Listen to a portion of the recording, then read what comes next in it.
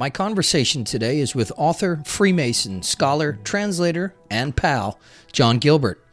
We sit down to discuss John's background in esotericism and translation, as well as his latest book, Not As Above, Not As Below, How We Got the Emerald Tablet Wrong, which was published by Rose Circle Books and has made waves across various corners of esoteric study. The book has been described as a, quote, call to set the record straight on where these ideas came from and what the Emerald Tablet may actually be talking about. John and I also take a dip into the murky waters of the untranslated Hermetica and the onus of taking on that task. I'm Ike Baker, and this is the Arcanum Podcast.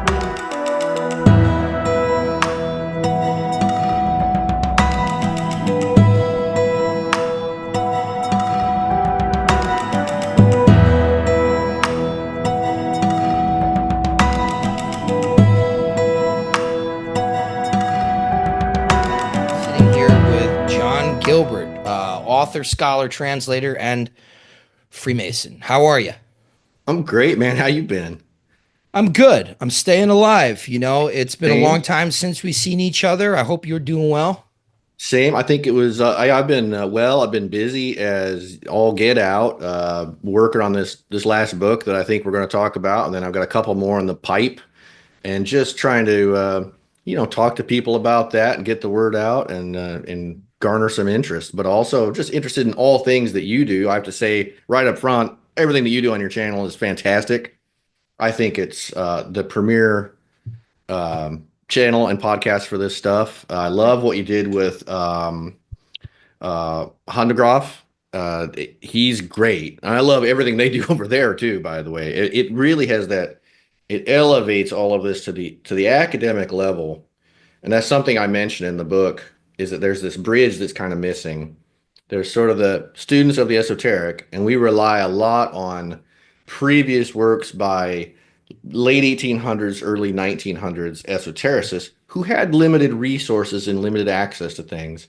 Mm-hmm. Where, from what I've found in the research of my book, that there's a small academic community of people who just study ancient world and ancient literature and linguistics, who know a lot of stuff that we don't really know, that we don't really get our hands on, and they're not necessarily practitioners of anything. They're working towards their degrees and trying to work in academia.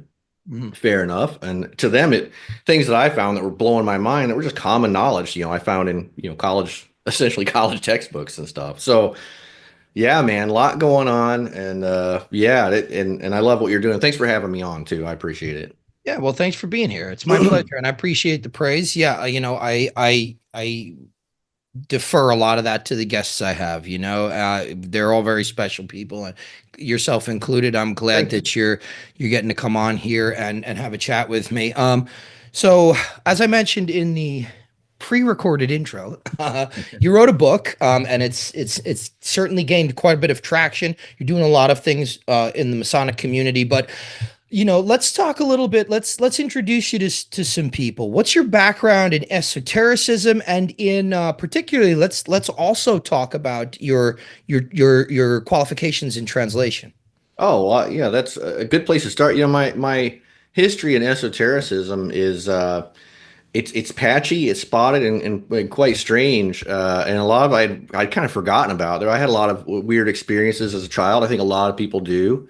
One of the big ones that I had forgotten for years, just plain old forgot it. It wasn't traumatic or suppressed or anything. I had a near-death experience, and I think that really, as my friend said, he said that's a heck of a reboot that happens to you, and it made things strange and weird. So I had all these experiences, so I had these questions, and I'm also a skeptic at the same time too. Spent a long time as an avowed atheist, but I would say. There's a kind of mysticism in atheism where you're saying, I see what's on offer, but I'm not that. I consider myself more like Spinoza in that regard. That's interesting. Yeah. It was said of him, he was at the same time the most and the least religious person you've ever met.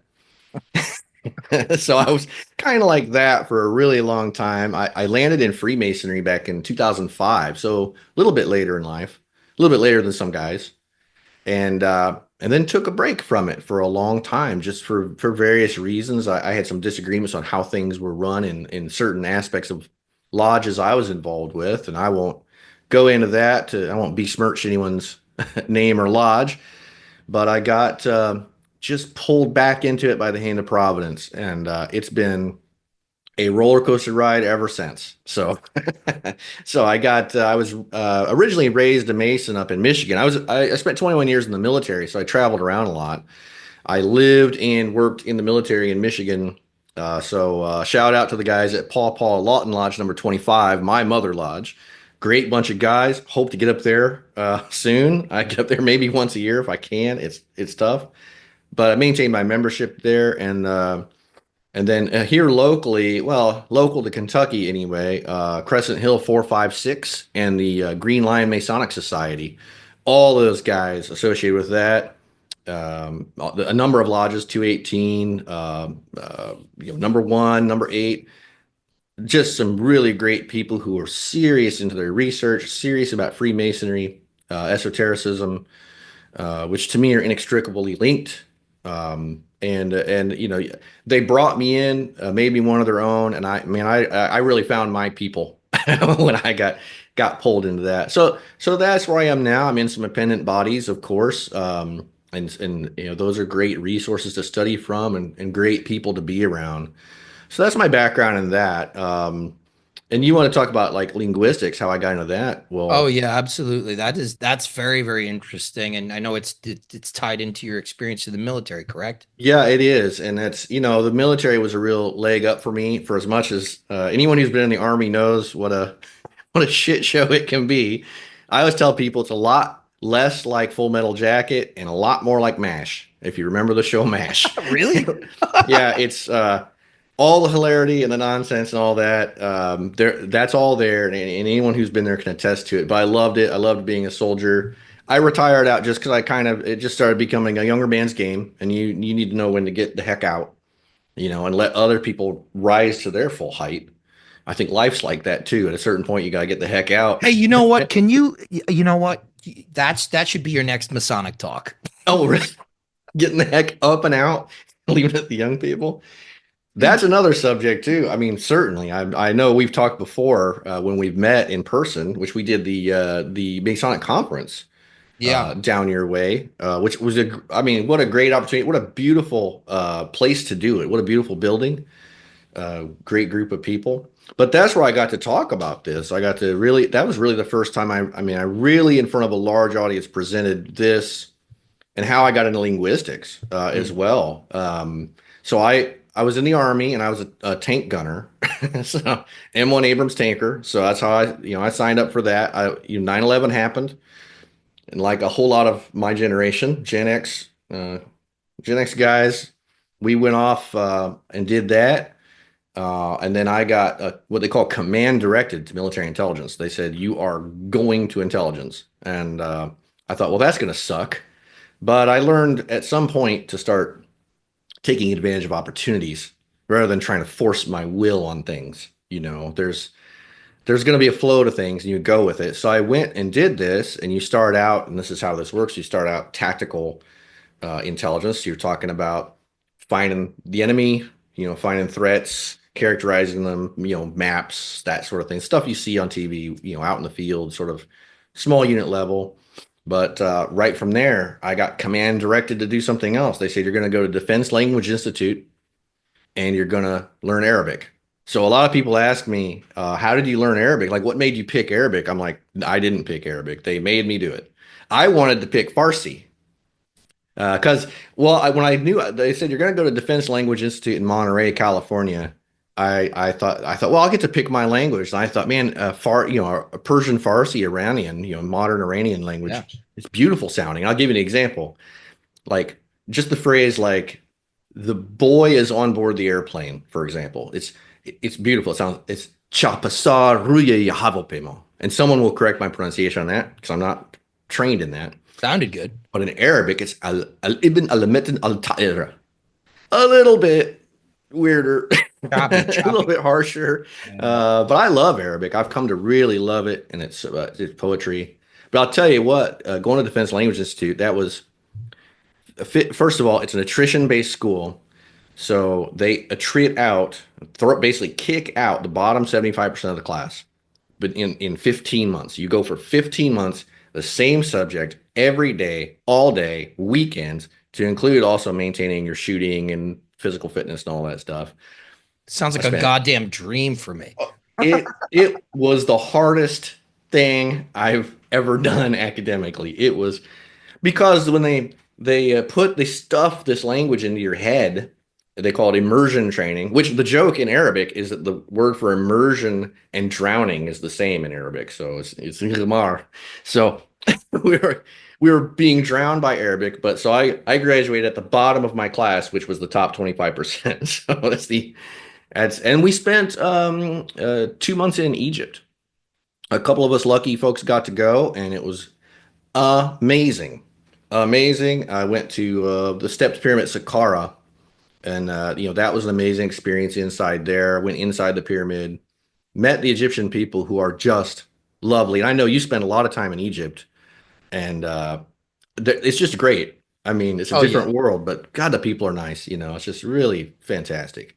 Yeah, absolutely. So Even I learned a high Arabic that was more like a Shakespearean. So it was hard to communicate at first in Egypt, but it all worked out. yeah. So you you were trained on, let me see if I can remember this, and forgive me if not. Okay. But Yeah, go ahead. you were trained on, was it ninth century Arabic, Quranic Arabic, or Yeah, it's roughly that. The military strategy is because there are so many dialects of Arabic. There's many different writing styles, tons of dialects. Some of them are hard to understand between each other. So there's this academic kind of Arabic um, that they teach that it's really a creation, a modern creation for academics and media to make a standardized Arabic across the Arabic world, mainly so scientists and academics could talk to each other. And that was based on, in part, the Quranic Arabic, which is considered sort of a perfect and complete form of Arabic. So there's of course a lot of academic work that has to go on to that because it's not a dictionary and it's not a linguistic book. But as a foundation, and I'm sure someone will correct me if I'm wrong, and if someone had any hand in developing that, please let us know. But as I understand it, that became this thing called a Fusah, which is this high Arabic, which is contrary to what's spoken in each country, each dialect is called an Amiya, which is sort of the local dialect or speaking. So when I speak on the street in Egypt, I sound like forsooth, yon vendor, for I request of thee a bagel or something, or whatever it happens to be over there. is great. And they understand me, but I get a weird look. I knew a lot of guys like that in New York, but they did it on purpose. But what this helped me when I started getting into research into this book, which honestly, it's just that Hermeticism has always interested me as an academic study, aside from an esoteric study. But the actual core literature and the source material is fascinating, and I know a lot of people don't read it, and I really recommend people to go get it. And then when I said, "Oh, some of this has an Arabic source," I started looking into it. It was from that same time period of the root of this modern standard Arabic. They've sort of preserved a lot of that. Now it's hard. It's very strange ninth and eighth century Arabic, but that because the Quran was written around the same time, that Arabic has kind of been preserved. You couldn't read eighth or ninth century English. You know, Yeah. that's Yeah, very difficult. it's a fascinating thing for me, especially now. You can't really study any esotericism to any degree without you know really being impressed. And by impressed, I mean really something leaving an impression Yeah, upon you and the self. You can't help but really receive an impression, a very deep one, a very profound one from the Perso-Arabic Islamic Hmm. contribution and the Oh whole God. era of occultism Yeah. and esotericism and astrological magic and alchemy and geomancy and ceremonial. I mean, it's so fascinating to me.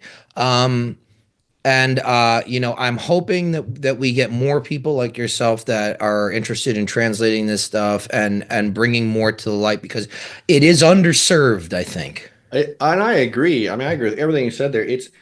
It Islamic thought, not just from Islam, but Islamic thought in that it preserved much Greek thought, has not only contributed greatly to Western civilization through the Renaissance and the lifting up of European academic thought, but it's still full of manuscripts that are just now becoming digitized, that are sitting on shelves, thousands of manuscripts that have not been translated yet, that are sitting there.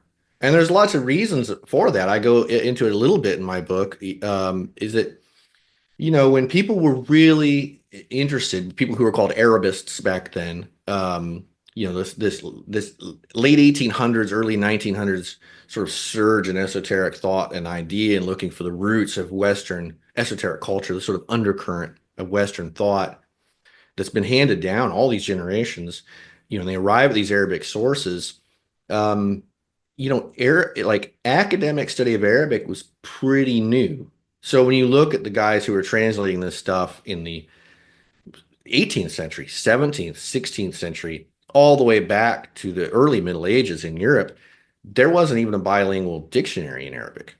And there just wasn't a really understood standard. It wasn't until I think it was the 1900s, the Hans Wehr dictionary came out. The Germans actually made the first real comprehensive Arabic dictionary.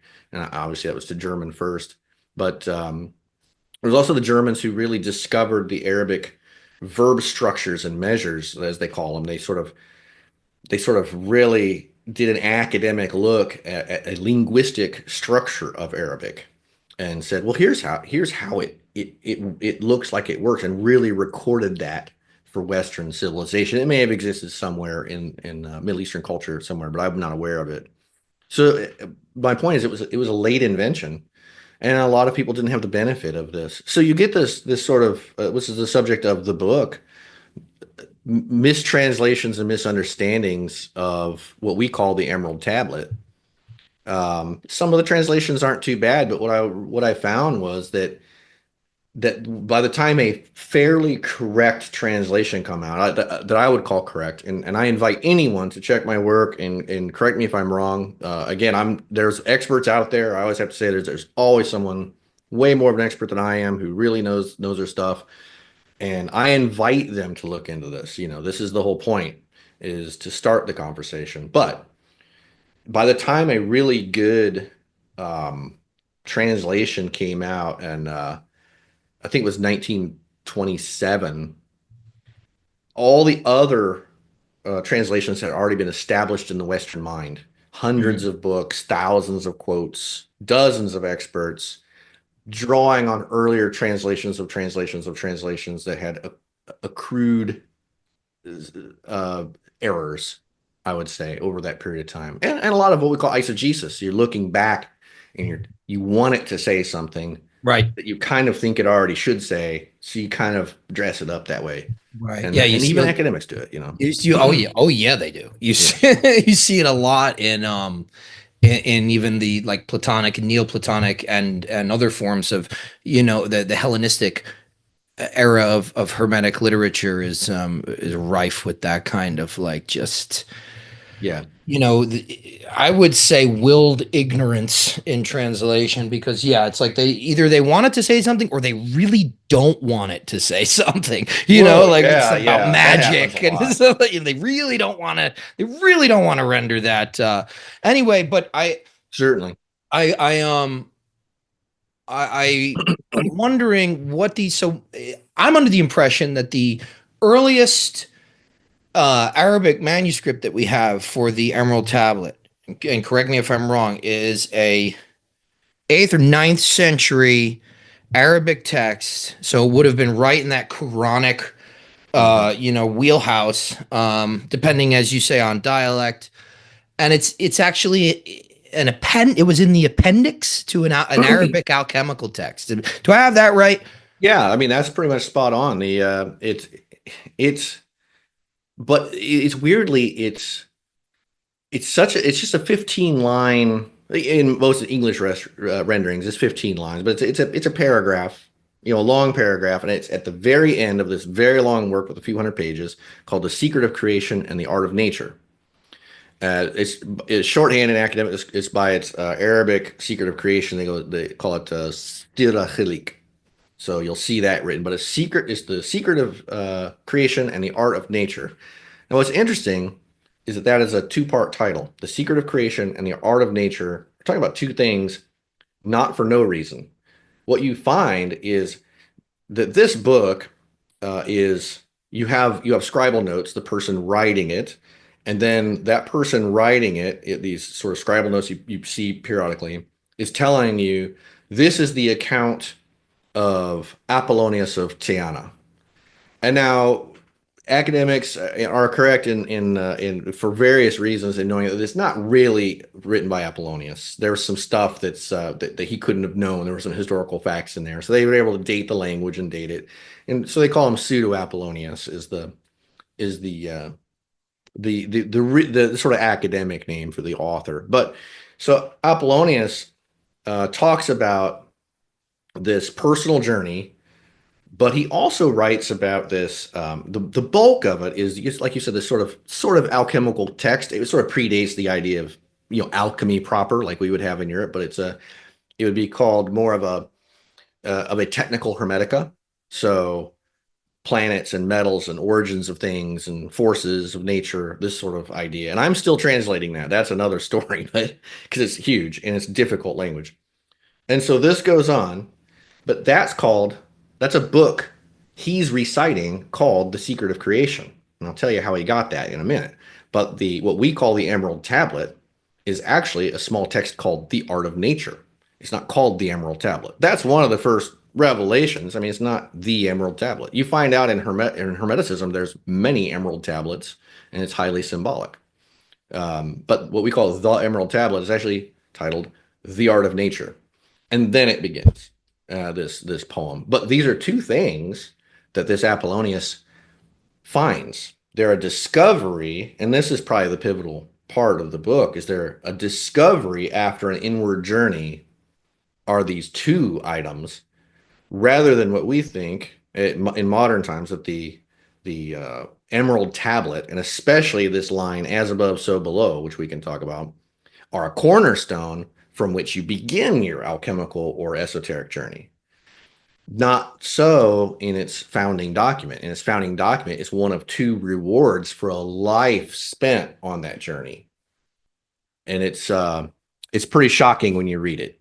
So Wow. Yeah, that's fascinating. So the book is Not As Above, Not As Below, How We Got the Emerald Tablet Wrong. And it came out, was it the end of 2024, the beginning of 2025? Yeah, right in that time span. I was in the middle of publishing that and then making some revision. Yeah, it's Rose Circle right now. Yeah, that's great. Rose Circle puts out fantastic work, and I've had a lot of a lot of Rose Circle authors on here. So that's fantastic. So why don't we dive into the book proper? What made you kind of motivated to take on this translation, and also take the tack that you took, and kind of that's a very bold subtitle, right? How We Got the Emerald Tablet Wrong. It's sure to ruffle a lot of feathers and pique a lot of it. Yeah, that's the kind of byline that publishers like too. Do I think that everyone got it wrong? No. In fact, one of the things I found that was a bit interesting was that other people had it right. Like I said, in the early 1920s, but because they published it and it came out in such an obscure publication, it was peer reviewed, but it was it just no one paid attention to it because we had already decided what we thought it should say. And he basically, this new term, flooding the zone. The zone had been flooded with this other description. And how I got into it, I suppose when I got back into Freemasonry and kind of got pulled back in, I really hit the books hard. I retired from the Army, and I said, this is a time for me to really dig in and study the stuff I love. I put esotericism mainly on hold for 21 years as a practice in my life. In focusing on a military career can be at times a very selfish undertaking. And I know, a lot of people don't really know that if you haven't done it, but you're very much interested in, you're working on your next promotion and your career moves and your service to your country. And it's all, but when you look at it, it can be, at least in my case, not speaking for anyone else, a lot of it was very, very time consuming and very inward looking and very, very much turned away from anything spiritual or esoteric. So when I got out of that, I really just I made a promise to myself to kind of go back to what I was interested in when I was a child. Like, what have I put aside after 9/11? 9/11 changed everything and everybody. And it changed me. It made me a lot angrier, uh, which was hard to do because I was a pretty angry youth before. But I wanted to, like, who was I before that? Who was I when I was an 8-year old? When I was thinking about, where do trees come from and this sort of thing. Like, I wanted to get back to a simpler time and really look at nature, look at the art of nature, if you will. and and so I started digging back into the Hermetic works, and I am a my job in the military after I got out of linguistics, which was called a cryptologic linguist. So it was basically deciphering things in Arabic. And so I've always had this sort of code breaking looking mind. I really like that stuff. I'm a puzzle guy. I got put into intelligence analysis, so I became a strategic analysis or analyst, strategic analyst doing strategic analysis at national level for various things, and that just gets in your brain. So I approached Hermeticism the same way. I'm like, I need the source documents. I need to verify those documents. What do they say? Who said them? What's their pedigree? Basically, anytime you assess intelligence reporting, this is one of the things you're doing, and then you're going to synthesize it into something meaningful. And that was the approach to the book. And then when I found a lot of these source documents, well, in the case of the Emerald Tablet, there are 40 extant manuscripts of this Secret of Creation and Art of Nature book that are out there. Some of them are available electronically. I managed to get a beautifully written academic version by a Dr. Weisser from Germany, put it together in 1979. And I used actual images from, I think, the Bibliothèque Nationale in Paris, and one was a British Museum copy they had, and went to work synthesizing that Arabic. So it just happened that I had the skills to at least attempt to read it. And believe me, that's a dictionary in one hand and a lot of thinking about what the words mean, because it's not as simple as just sitting down and reading it. Certainly, the words are symbolic. A lot of the words they chose morphologically look like other words, and it looks like that's done for a reason. Where we would use a rhyme maybe in English, Arabic doesn't do a lot of rhyming, but it'll do a lot of similar structures of words. And you see that in the actual source material too. The Secret of Creation and Art of Nature is just rife with that.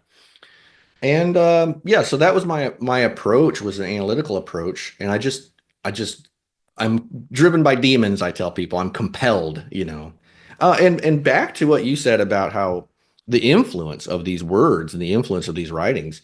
I once wrote somewhere in some notes that just a little blurb, but it stuck with me. It was words will cast a spell on you. They will cast a spell on you. You cannot help but to be influenced by what you hear and read. And so that's why I think it's important to get it right. Even if it's a nuance. And that nuance, the big find in this research was, and this is my main point, is that we say as above, so below, almost as if we're saying, there you have it, or that just sort of validates any argument you have. You say, well, this thing is like this thing, as above, so below. And this does two things. One, let me make it clear to the listeners that as above, so below, I argue is a paraphrase of a mistranslation. Okay. That as above, so below is a pretty recent. It started showing up in the late 1800s, early 1900s work, And this idea of law of correspondence we've heard of, that the macrocosm resembles the microcosm. That that phrase actually started in a different context. The law of correspondence, it started in a book. I can't remember. It was I can't remember it offhand, but it was late 1800s, and it was a book that talked about how the appearance of an animal often matches its demeanor. A fierce-looking animal often behaves fiercely. Sharks, lions, these sorts of Right. things.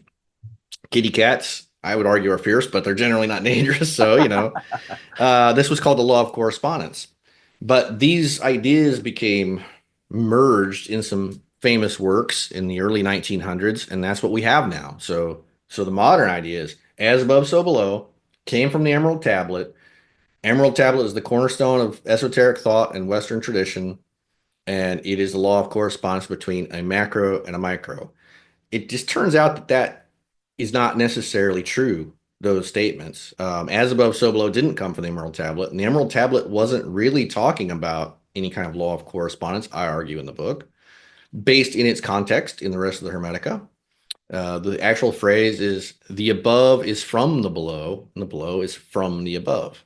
And I believe, based on my research, that that's talking about the mechanism of transmigration of souls, as described by Hermes and described by Isis to her son Horus in a lot of the Hermetic literature. If you read the literature, you're like, oh, that's a really familiar theme, and it'd be weird to say that that's like talking about some sort of correlation between a macrocosm and a microcosm, because later on in the Emerald Tablet, it talks about the macrocosm and the microcosm, but it's using different words.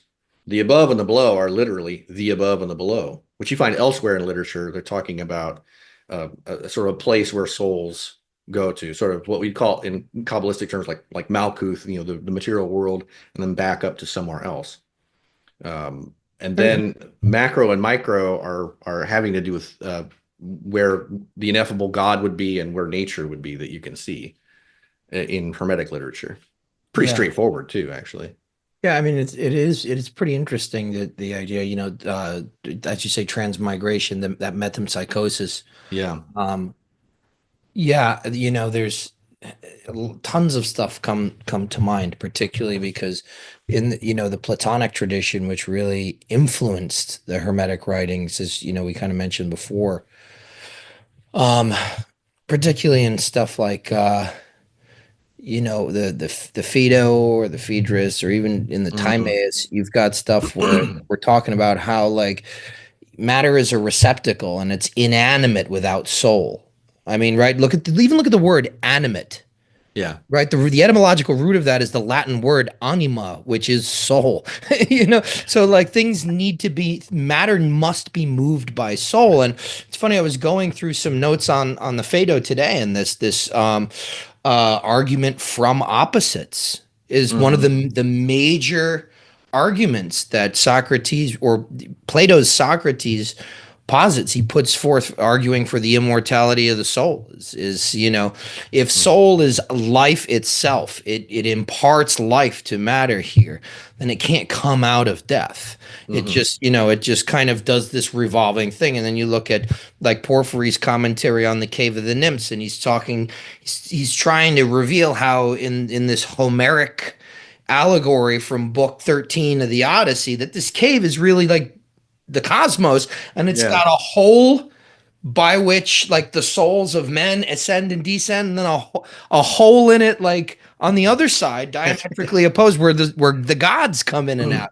So yeah, Well, there's a yeah. lot there that's very interesting. And you see it links with like what we're both talking about the same thing, how it links with contemporaneous Greek and Egyptian thought, the idea. And so yeah, I think having the paraphrase as above so below, and let me be clear to people, and I've had my detractors already, which just tickles me, which is fine. I want detractors. I That's a want good people to go thing. out, yeah, question it, go out, do the research. Because the first thing it does, if we just accept this phrase as it's given to us, is it stifles our research. It's like, well, I guess I understand Hermeticism.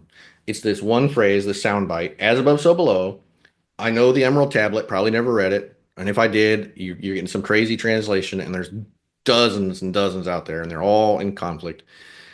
And reading the source material, the philosophical Hermetica, as we divide it now, we divide it between the philosophical and the technical Hermetica. Philosophical being the philosophical religious text of what did the Hermeticists think, which a lot of it is surprising and shocking. And then the technical Hermetica are spells, talismans, operations to effect.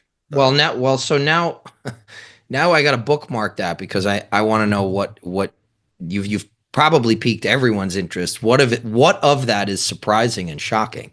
Well, I mean, here are a couple things that are surprising and shocking. Well, one is that you can't get your hands on all of it, especially the technical Hermetica, and I mean a lot of it. I did a sort of a tour of every database and every library I could find, and found the titles of the technical Hermetica.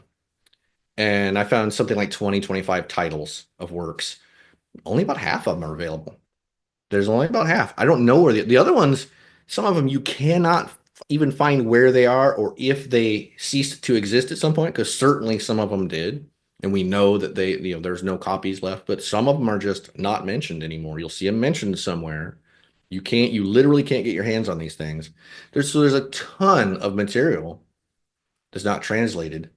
That's sort of that's what was shocking in the sort of the material world. But in the esoteric realm, one of the things that really surprised me is two things, how the idea of belief as a concept of faith, which is a very modern sort of Western idea that to take on a creed and to, I don't know a way to define this, but to think upon it as true in the face of all opposition, that kind of belief, that has really no place in Hermeticism.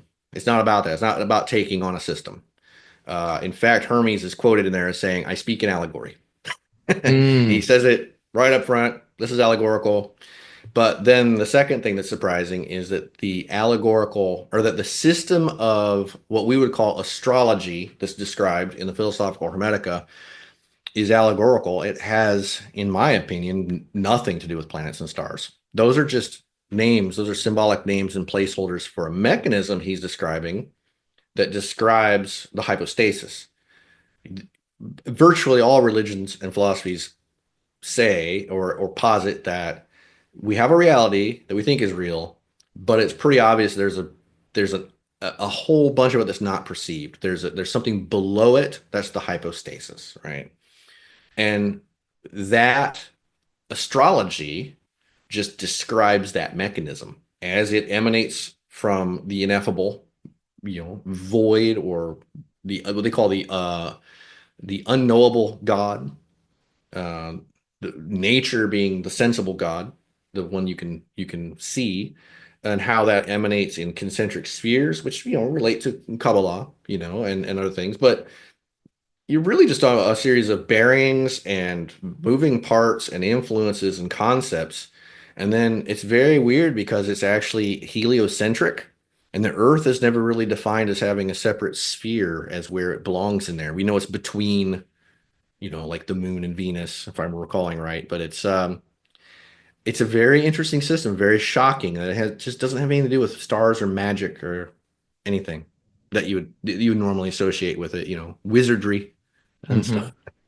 Yeah. And that's, I'm kind of presented here to with an opportunity to show my own cards is that Do it, man. Do well, it. 'cause, look, I'm an astrologer, right? I practice it, but the thing is, people get bogged down in like what system you use and accuracy, and that's not the way. I think personally, one of the Mm. reasons why, like ostensibly, my personality, most people meet me or see me or hear me, and they're like, just like, this guy's not into any of this stuff, and it's their snap judgment because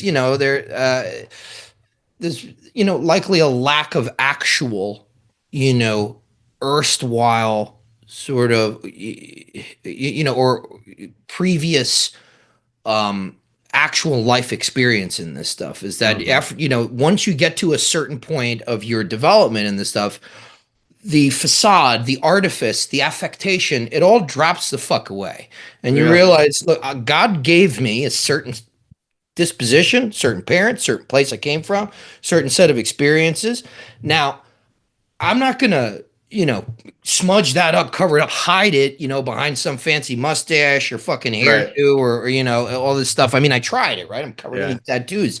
And at the end of the day, it's about taking what I was given and really using that for the purposes of the divine. And there's a whole mechanism that we won't go into about how and why Mhm. that happens, but that's the purpose of occult That's training. inspiring. That's inspiring. Yeah, I It mean, it's the really is. purpose of occult training. The Yeah. purpose of this is to link you up so that all the bullshit gets flushed out and you are who you Yeah. are, but now you serve something higher. And so the thing for Yep. me is that all of this shit is a symbolic reality.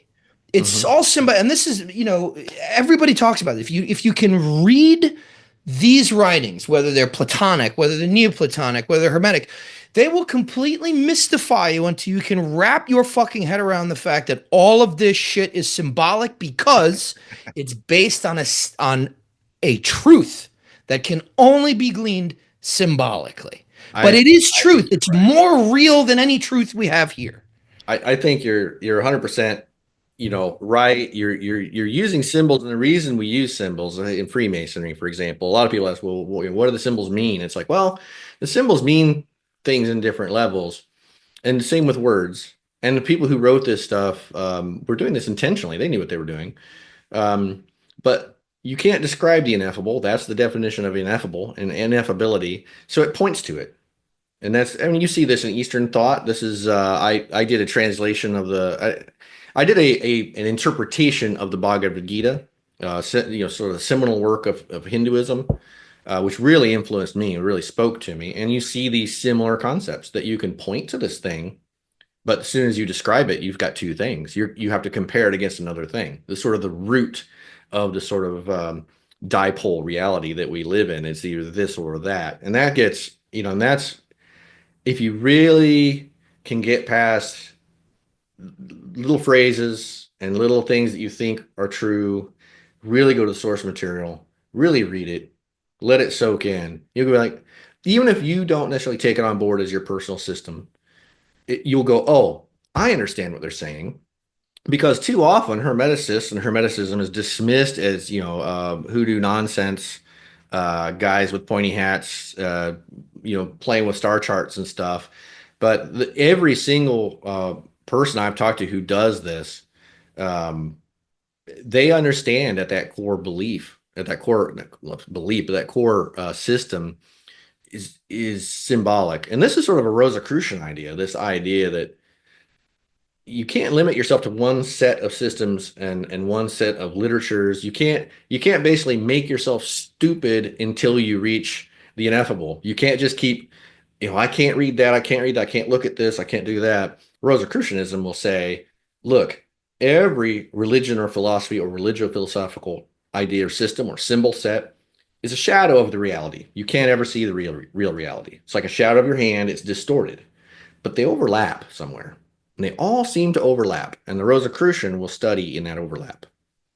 And as far as what you said about getting through the bullshit of the systems, uh, again, in my notes somewhere, I wrote once, or maybe I dreamed it. Heck, I don't know. I said, and this is how I feel. Imagine, you're a young person, you get into magic or the occult, and you're trying to do it to empower yourself. I'm going to cast spells. I'm going to make things happen for me. I'm going to get back at my enemies. I'm going to empower myself. And then you get a little older and a little wiser, and you go, wow, this is about wisdom. This is about gaining knowledge. This is about gaining wisdom. But then another thing happens. And imagine you're surprised when you realize it's all the science of the soul. Hmm. And it's not about gaining a damn thing. It's about recognizing something you've already got. And it's so hard because humans, it's just the way it is. But I think I think we may have started a cult here. I'm not sure. Well, good. That'll bring in some money. Good. Yeah, yeah. Make your payments too. Put my Venmo up here. But That's no, great. well said, man. And that is probably the focus of my book, or at least what I hope to be the knock-on effect is like, don't take everything at face value. Look into it further. And look, I'll tell you one more thing and I'll tell you the story that, another shocking and surprising thing I found in this.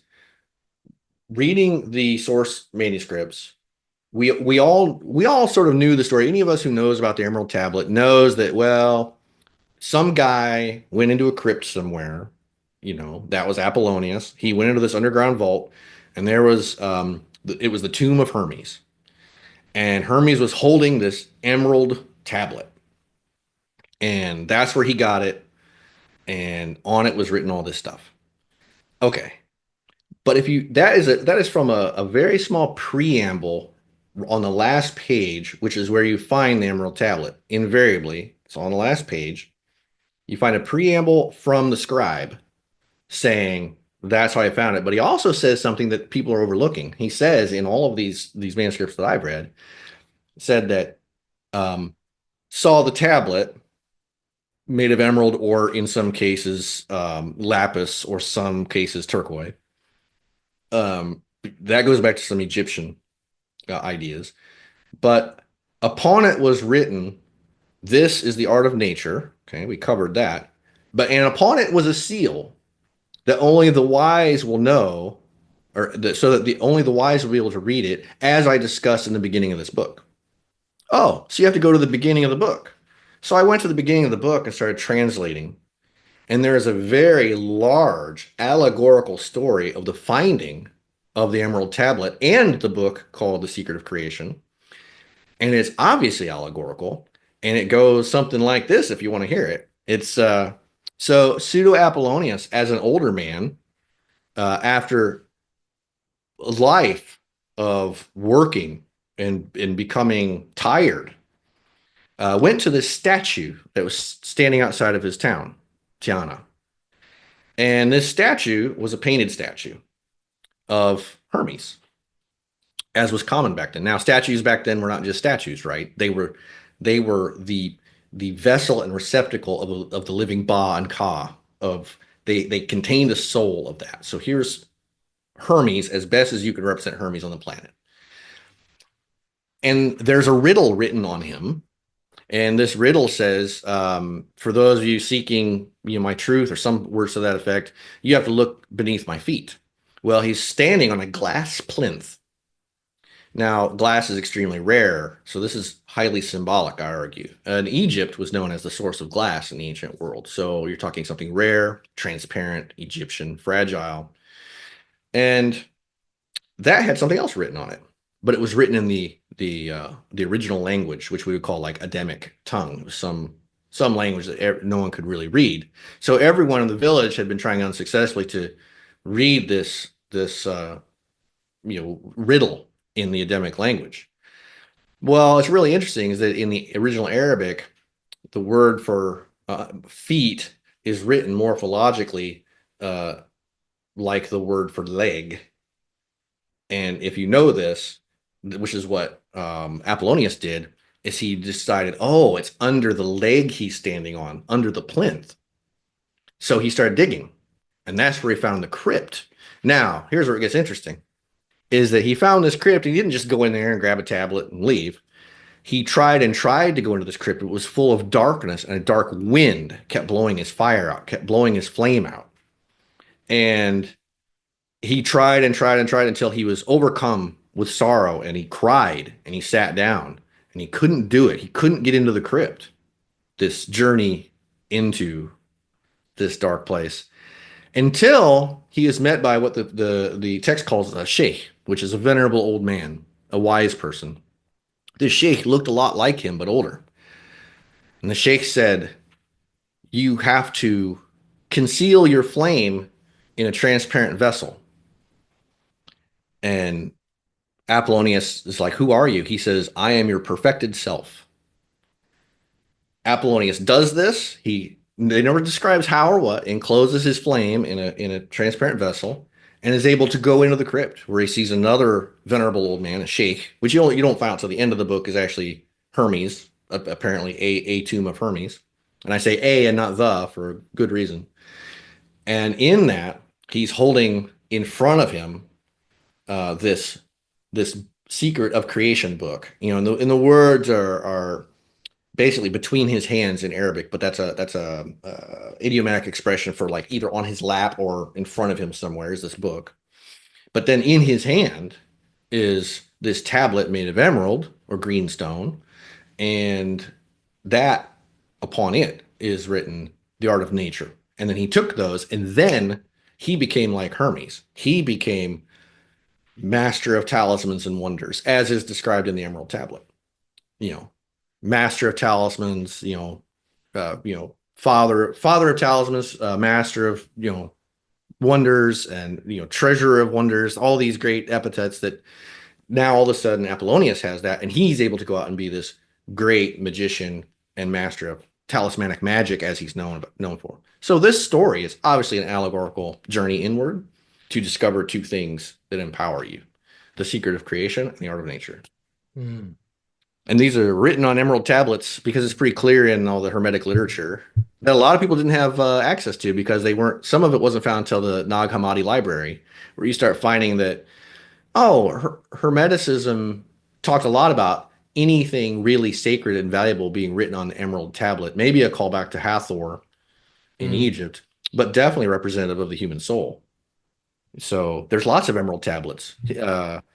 Hermes directed his minions to hide these emerald tablets all over. He said, "Take the truth, break it in two parts, write some of it on pillars, but hide some of it in crypts." So you see, this is just a part of normal um, Hermeticism in the ancient world. But Yeah, what a story! I know. You know what? It reminds me of the finding of the tomb of Christian Rosenkreuz, Doesn't it? Father Yeah, R.C.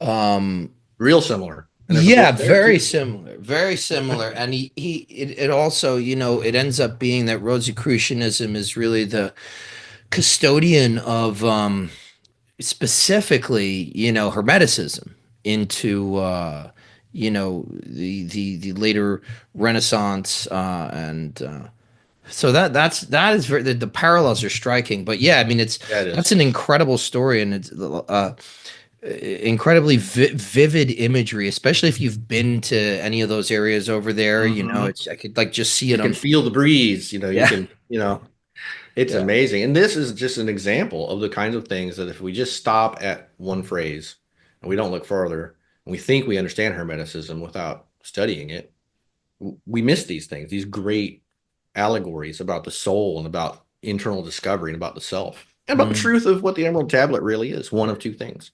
And you probably have it in you already. So So, how do you think this mistranslation, or as you say, a paraphrase of a mhm. mistranslation, how do you think that its diffusion has impacted things like alchemy, or how do you think that now these things can transform in the light of this translation that you've offered and this effort that you're putting forth to get it out there?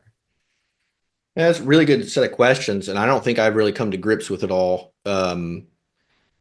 You know, the argument is, and it's come to me from people who've questioned me and said, like, well, are you saying that there is no law of correspondence? I'm like, no, I'm not. I make it pretty clear in the book. I'm not arguing against that. Sure, there's a law of correspondence. There's some amount of Hermetic literature in the philosophical Hermetica. Once or twice, it talks about some sort of balance, but really between the above and the below, the Hermetica really goes into a lot of talk about one giving to the other and not about any kind of balance or symmetry. It's not the Hermetica and Hermeticism isn't about balance and symmetry, but this idea of as above, so below has made us think that Hermeticism is about balance and symmetry. But I think it kind of, you know, just simplistic to say that we need all this pile of ancient literature and hundreds of years of thought, 300 BC to 300 AD at least, to just tell us that one thing is like another. Like that's not really a deep insight. So you have to you have to do like Apollonius here and dig deeper, right? So how has it impacted? I don't think I think what it's done is it hasn't I don't if it had someone a different translation earlier, I think there'd be a separate stream of questioning that might have resulted in some new insight.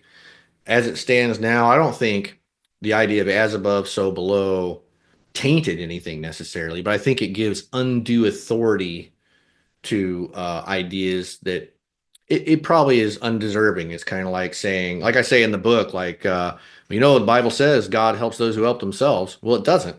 But we say that all the time, right? I mean, it's just one of those things that it would probably, if you didn't have that to fall on, especially like some of the works of the 1900s, that just, like at the end of every sentence, well, as above, so below, kind of like, well, as a matter of fact, everyone knows it would force the authors to stand on a lot firmer logical ground and a lot firmer research rather than just saying, well, there's this authority that validates what I just said. But does it fundamentally change an idea of correspondence? No. I think that's, especially in technical Hermetica, that's the central idea, that the mechanism of Hermes that we might call astrology, you should be able to reverse engineer that and influence it back, you know, whether that's for some sort of reintegration, sort of a Jacob Boehme in Louis Claude de Saint-Martin idea, Mhm. or whether that's to get what you want, is kind of the lower magics, if you will. That's the idea. That's the concept, is to be able to influence the machinery because you're in it. You're part of it. It permeates and coexists and is co-eternal with the soul. So yeah, I don't think it fundamentally changed it, but we would know a lot more about Hermeticism, I think, generally, if we didn't just sort of sideline the rest of the literature based on what we think we know. Yeah, and it's so typical of of like modern culture is like, all right, yeah, we got the hermetic stuff, but what's the slogan? Yeah. What's this? Give Yeah, me I need a give me sound the give bite. me the short pitch. As Give me above, so the below. All right, we're running with it. Yeah. That's why it says how we got the Emerald Tablet wrong. I couldn't find a gentler way to say that because I don't think we got it wrong. I think we have attributed things to it that it doesn't. But that would suck on the cover of a book, right? Not as above, not as below. How we misattributed some things, but not all things, to this work that isn't really titled that, but just read inside. That would be just a shitty title. That's We need great. the soundbite. We need the soundbite. Yeah, we do. No, but it's great work. It's great work, and I had the great pleasure Thank you. of kind of hanging on. We've been talking for years, and trading notes and Google Drive files and stuff. So I had the Oh great yeah. pleasure of watching you, kind of actually finally put this out there, and I'm Yeah. very happy for the great success Thank you. that you've got going on, and you've got some stuff happening this year. Why don't you tell us about anything that you'd like to reveal that you have forthcoming? Oh man. Well, I've got some talks, and I'll probably announce those later when I get some of the dates firmed up and stuff. I have a few Masonic talks. I'm going to talk about this subject and some other things, but one of the things I'm working on is um, I got interested in another gap in sort of Western knowledge. That's sort of where I am. I'm like, where are the gaps? Like, what do we think we know, but we kind of fill in with pop culture? And one of those is the making of magic swords and magic weapons. Okay. In my spare time for years, I've been a blacksmith. That's one of my hobbies. And, first myth, blacksmiths aren't big muscular guys. Just throwing that out there. It's an endurance battle, right? Same with soldiering. If you meet a lot of soldiers, they're runners. It's an endurance game.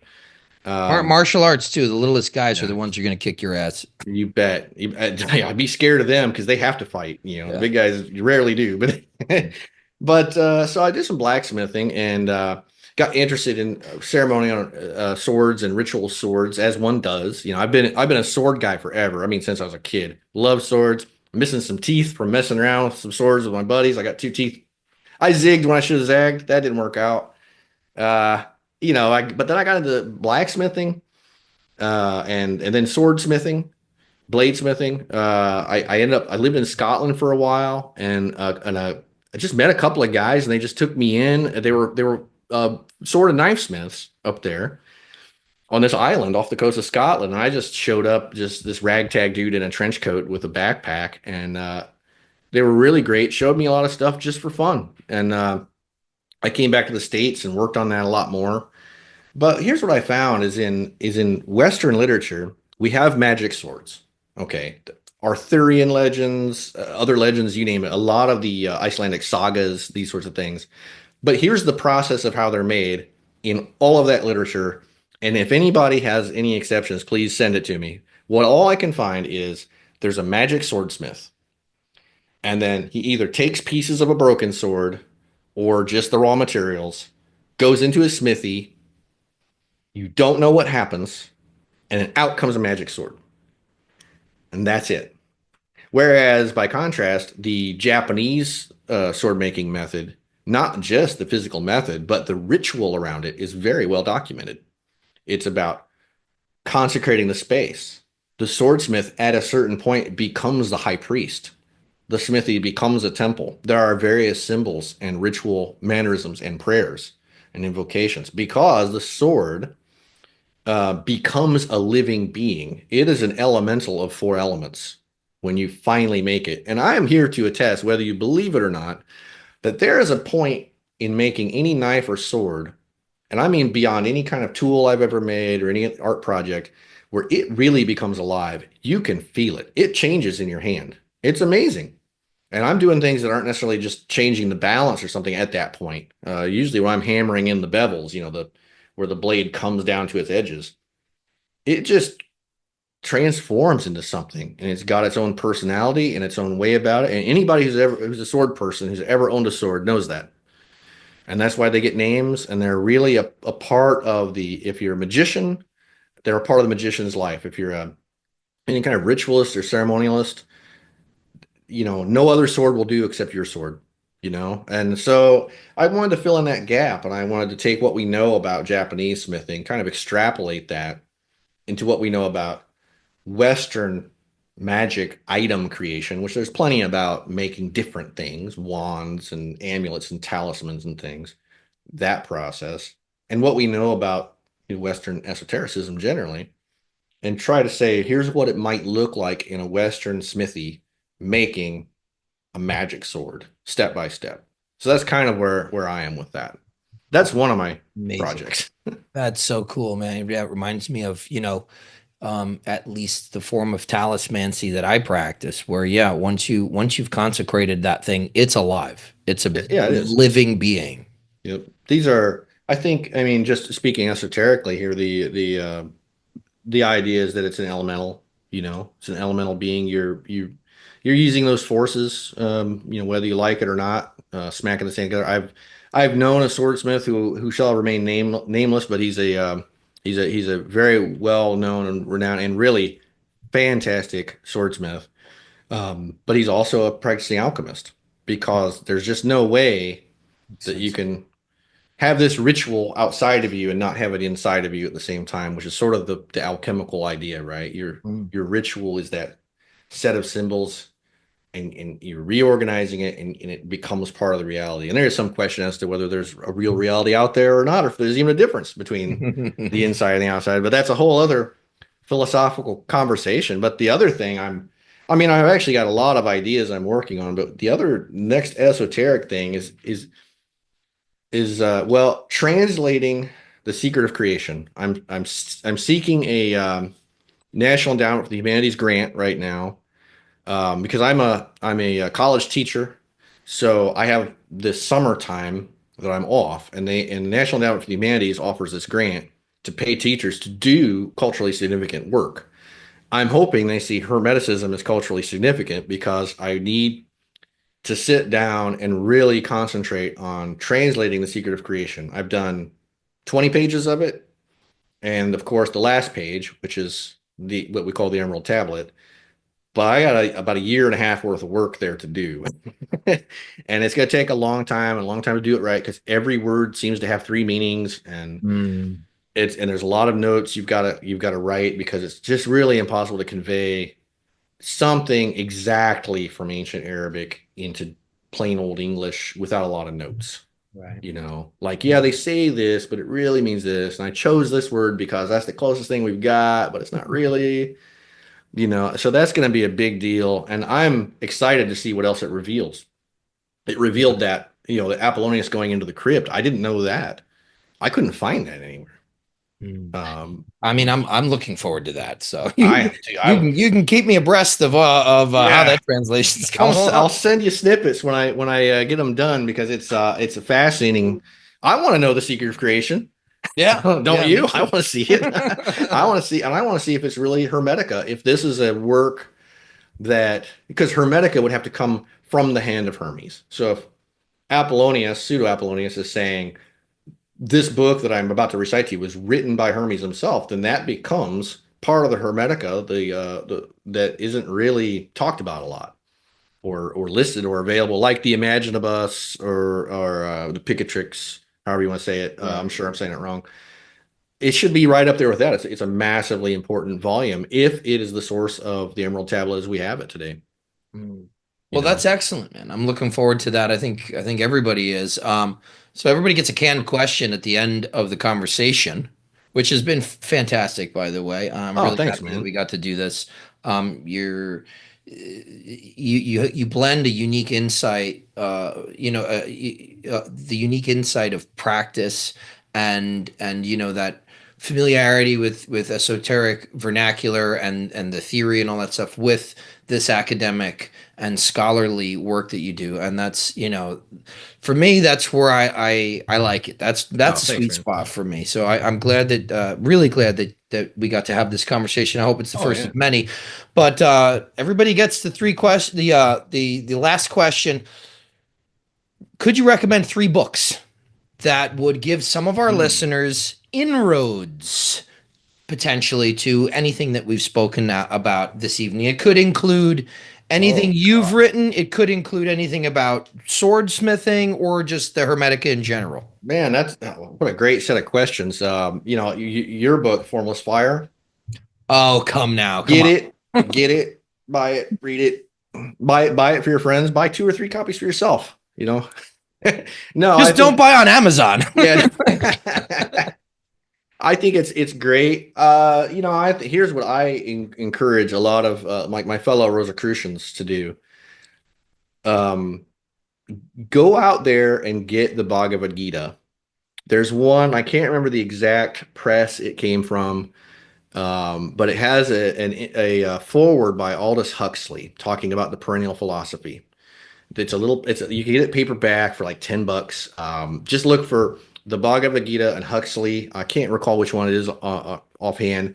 I happen to have a stack of books right here. I did an American interpretation where I took the Bhagavad Gita and I set it in the Gulf War. It's called the Song of God. You can get that. So if you want to read the Bhagavad Gita without having to know Hindu terms and Hindu cosmology and cosmogony, and you want to see it in sort of Judeo-Christian Western terms, I tried my very best at that some years ago. And so this is the first book I really published, the Song of God or slash the Bhagavad Gita, any copy of that. It's the first book that really spoke to me when I was in my 20s. I read this book and the words were just leaping off the page. I'm like, yeah, that. I thought that, but I couldn't find anyone who said it. And to see that it was said thousands of years ago so eloquently, it'll blow your mind. That's a good one. The other one is I would recommend, and you can find this free online, is a book by Jakob Boehme, who was a 16th, 15th century, 16th century, I think, European philosopher, German guy. It's spelled like Jacob Boehm, but it's Boehme, and it's called the Super Sensual Life, I believe it's called. I know, yeah, I think Super Sensual is in the title. I think it's called the Super Sensual Life. That is amazing. Just go for that one. There's a online Burma library for free, and it's on there. And gosh, there's so many others. But I would say if you're a young Mason or a Mason starting out, or if you're a master of a lodge somewhere. So this happened to me when I was first raised a Mason back in '05.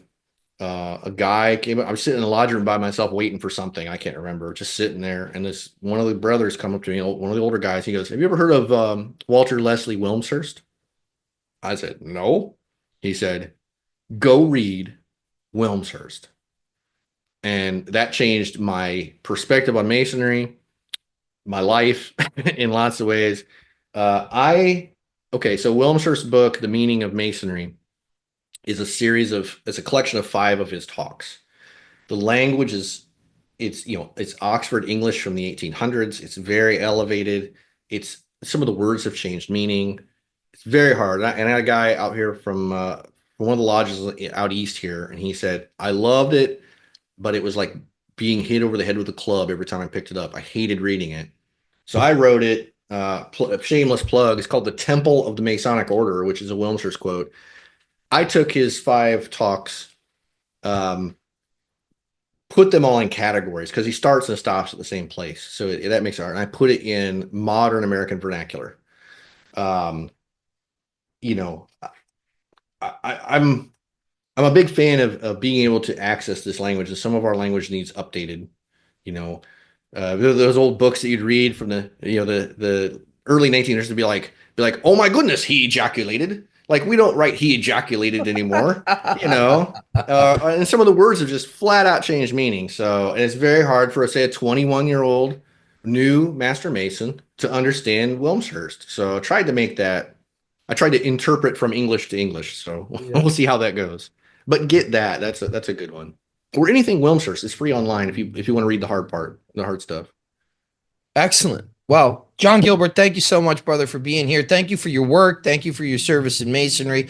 We're looking forward to everything you've got coming up in the future, and I hope I see you soon. I hope to get down there, man. And man, again, I love everything you do, and keep on doing it. You're doing a service for all of us. Appreciate it. Likewise.